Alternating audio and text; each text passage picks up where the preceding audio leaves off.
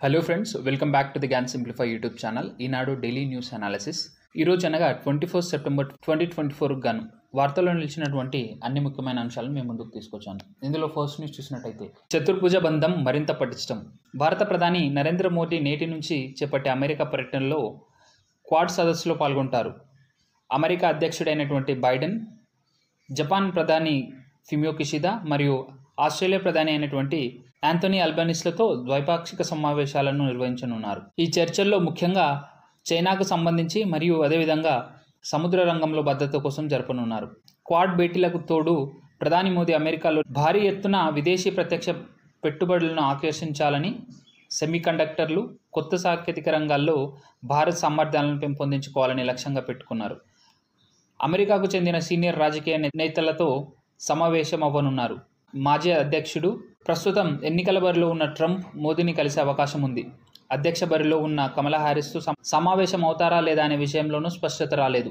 భారత సంతతి ప్రజలతో భేటీ సందర్భంగా మోదీ ప్రకటనపై అందరి దృష్టి నెలకొంది.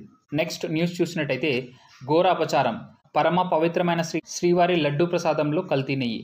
నివేదనలకు కిలో నెయ్యి 1667 రూపాయలకు కొంటున్నామన్న సుబ్బారెడ్డి, లడ్డూ ప్రసాదానికి మాత్రం కిలో నెయ్యి ఖరీదు 320 రూపాయలు మాత్రమే.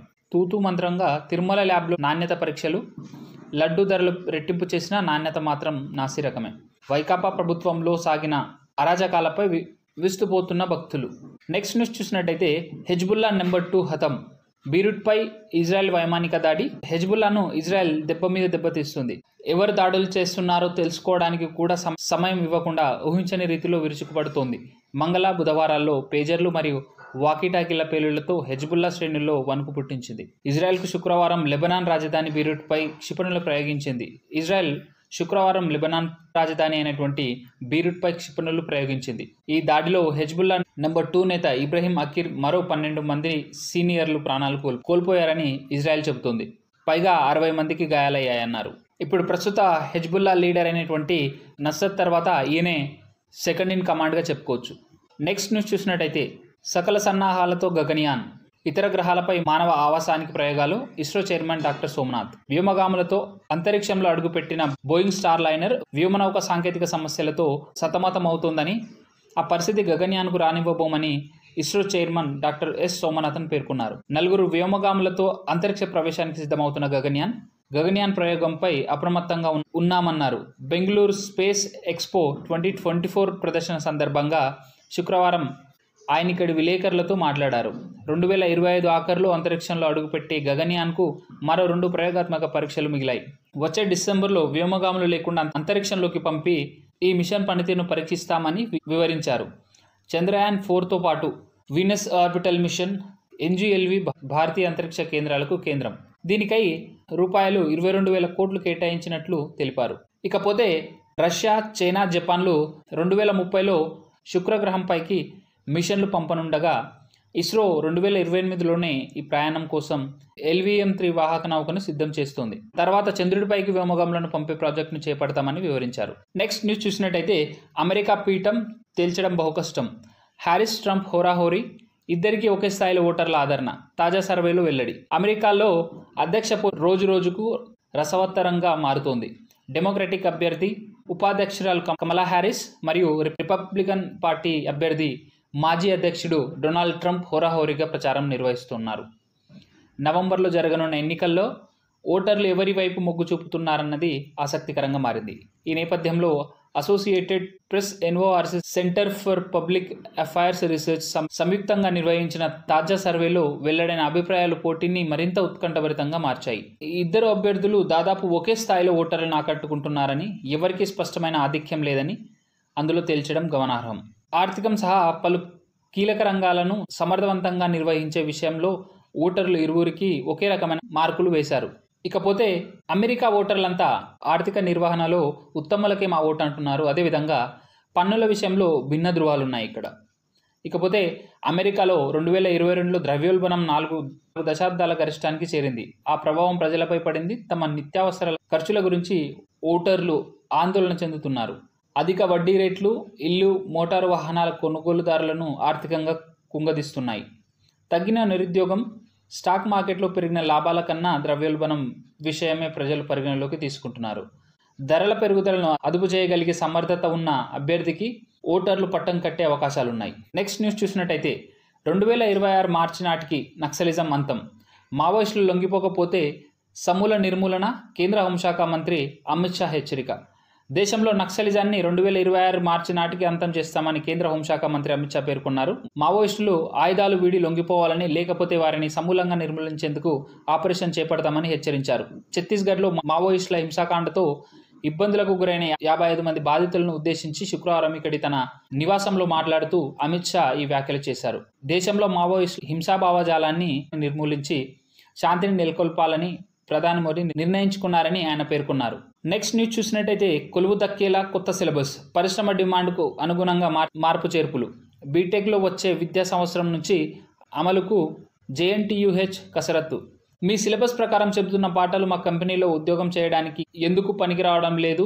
ఇంజనీరింగ్ విద్యార్థుల ఉద్యోగ నైపుణ్యాల గురించి ప్రాంగణ నియామకాల సమయంలో వివిధ సందర్భాల్లో పరిశ్రమల ప్రతినిధులు ఆవేదన, అసంతృప్తి, నిరాశతో చేసిన వ్యాఖ్యలు ఇవి.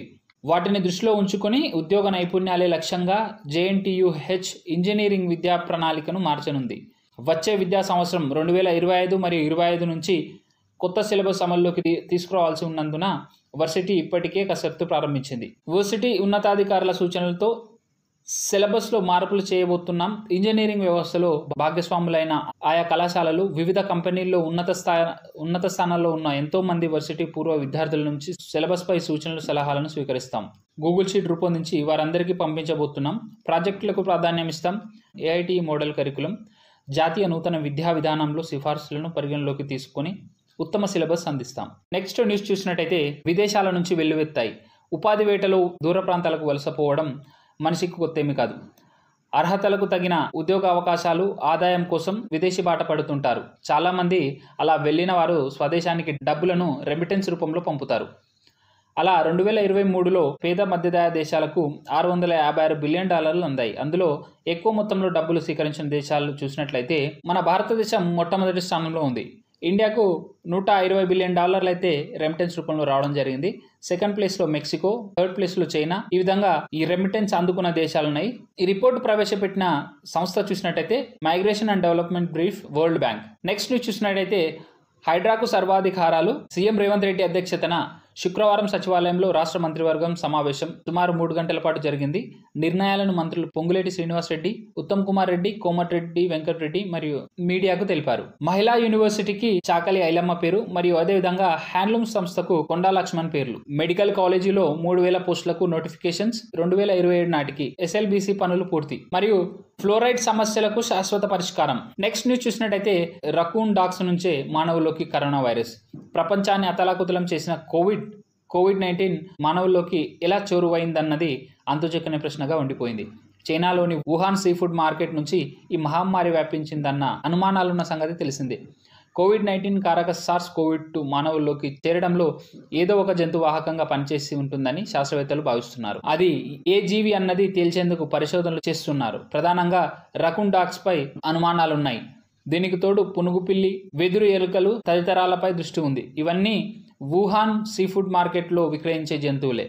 అనుమానిత జంతువుల జాబితాలో వెదురు ఎలుకలు, మలయన్ పోర్క్ పైన్లు, అమూర్ హెడ్ హాగ్ల పేర్లను శాస్త్రవేత్తలు చేర్చారు. వీటికి SARS-CoV-2 ఎంత మేరకు సోకే అవకాశం ఉందన్నది గుర్తించే ప్రక్రియ చేపట్టారు. అయితే తాజా విశ్లేషణలో వెల్లడైంది. మార్కెట్లో రకూన్ డాగ్స్, పునుగుపిల్లి, వెదురు ఎలుకలను విక్రయించిన కొన్ని దుకాణాల్లో కోవిడ్ వైరస్ జాడ కనిపించినట్లు తాజా విశ్లేషణలో వెల్లడైంది. వైరస్ నమూనాలు ఎక్కువగా గుర్తించిన షాపులలో రకూన్ డాగ్స్ అధికంగా ఉన్నాయని తేలింది. ఈ జీవులు వైరస్ ఇన్ఫెక్షన్కు ఎక్కువగా గురవుతాయని, వాటి నుంచి వైరస్ ఉధృతంగా విడుదలవుతాయని తేలింది. ఇవి ఇన్ఫెక్షన్కు వ్యాప్తి చేస్తాయని వెల్లడైంది. నెక్స్ట్ న్యూస్ చూసినట్టయితే ఇంటర్మీడియట్లో CBSE సిలబస్.